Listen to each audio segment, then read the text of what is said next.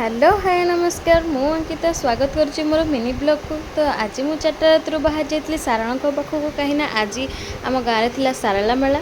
तो आम जाऊँ आज्ञामाल आने को आज्ञामाल आनी सारापर ही आमर पूजा स्टार्ट हम। तो चलतु देखा। तो एबे देखिपे निनी भी बाहर सारे। तो आम ए साई मंदिर पाक जाऊँ कहीं गाड़ी सैटिक ही आस तो से आम जीवु। तो ये भी समस्ते आसी सारे। तो देखिपे केते सुंदर व्यू तापरे आम धनिया सहित टिके लगिदेलु ताको टिके इरिटेट करदेलु। तापरे एठी जेतु ट्रेन आछि तो आम टिके एठी रहइबा को पड़ला। एबे आम फाइनली एसी पहुंची गलु सारणक पाखरे। तो जेहेतु आम सारणक पाख आछि तो फास्ट आम गोड़ हाथ धोई देलु।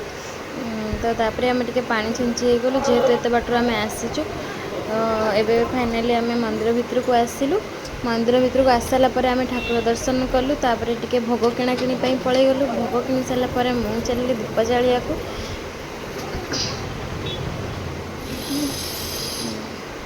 तो एबे मु दीप जालिली।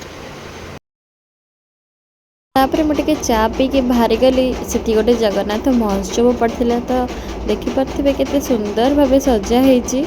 आज्ञा बेला पूजा भी सरी जाइए से बेलू। एबे आम बाहर गोरखनाथ मंदिर मंदिर गला मु पी टे लस्सी लस्सी पी दे सारापर आम भी पहुँच जाइए गोरखनाथ जी को मंदिर पाखे। तो फास्ट के आम भोग करदेलु जेहेतु एत जोर खरा होता। फास्ट मुझे खाईदेली गोटे आइसक्रीम। तो तापर आम ए फेरलु घर को फेरला मुझे जाऊँगी कलश बुड़िया को। तो कलश बुड़ाइबा पर मुझे क्लांत होकर शोई पड़ी। तो एबे मु आसीगली माँ को दर्शन करने। माँ को दर्शन कर सारी देखिपे केते सुंदर भाव भजन संध्या हो। भजन संध्या देखी सारी आम खाई पी किना एबे बाहरलु घर को। तो मोर मिनी ब्लॉगटे एटी शेष होइछि। तो एबे मु रहिली। अच्छा निनी जदि वीडियोटी भल लगे ताले कौन करिवो? लाइक शेयर कमेंट करने को जमे भी। तो टाटा बाय बाय।